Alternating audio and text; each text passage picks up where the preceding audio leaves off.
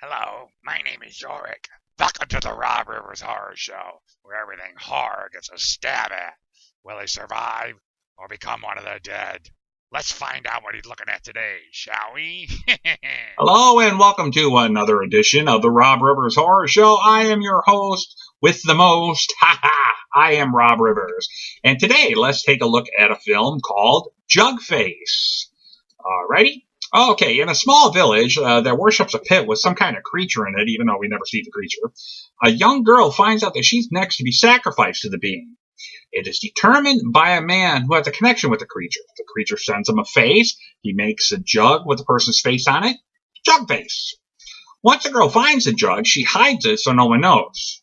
The creature becomes upset and starts killing others in the village.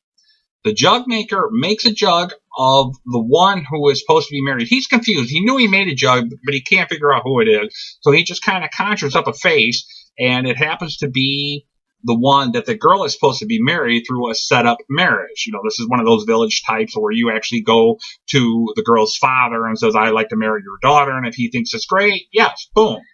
And in reality, she doesn't want to marry him. So she's in love with someone else. All right, they sacrifice him only to find out that it's not what the creature wanted.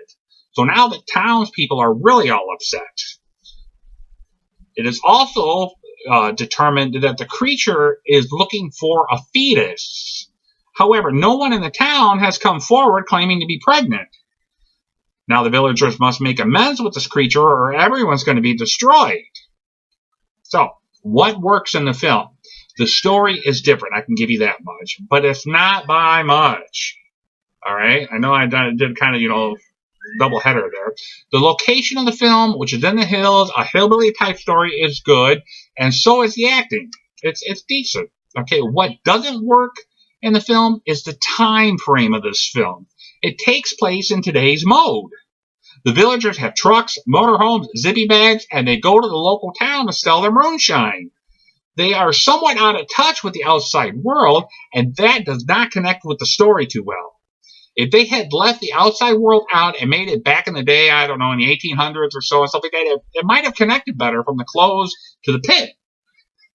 Plus, there weren't that many villagers to be seen. I think there were maybe 20 at the most, so you really don't know how long this is going to be going on, how often the sacrifices are made, and are they really keeping this, inbreded or whatever? I'm not really sure. So, overall, I think Jug Face has some good potential. We get a good story, which kind of reminded me of Shirley Jackson's The Lottery, but toned in a roundabout way. I did enjoy sitting through Jug Face, and it held my attention, but a repeater is not. If this is the first film for the director, he did a good job, gave us what we needed, but there were still a lot of questions.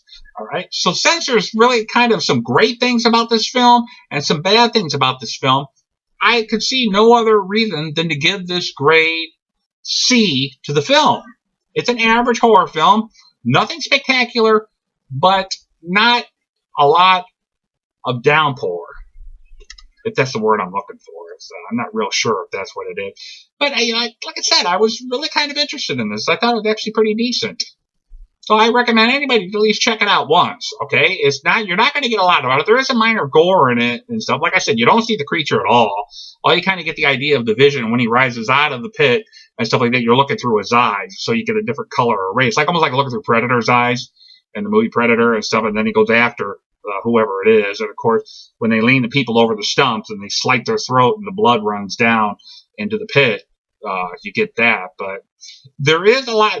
One thing about this is another reason why I kept it as a C. There's a lot of twists in this thing. Now, any good horror fan is going to figure out the twists in this thing.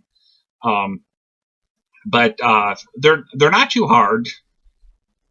And I think also with the idea that it reminded me of M. Night Shyamalan's, if that's how you say his name, I'm sorry if I don't get it right, The Village. Remember how in The Village, and I may have a spoiler here for those who haven't seen the film, is that you got this old-time village that dates back in the old days and actually is actually going on today. They just keep out of the outside world. That's exactly what this is like, except they do deal with the outside world. So I think that's what was the biggest drawback, is that they should have kept it away from the real world. All right, until next time, remember, God loves you. He is there for you. All you got to do is talk to him. Give him your worries, and he will take it away from you. Other than that, take care of yourselves, and we'll see you next time. The dead feast on human flesh and stop nothing for it. The living, confined to dark corners of the world, must do what it takes to survive. Dying is the only thing left to do at the end of the world. Check out Bled White at bloodwhitemovie.com.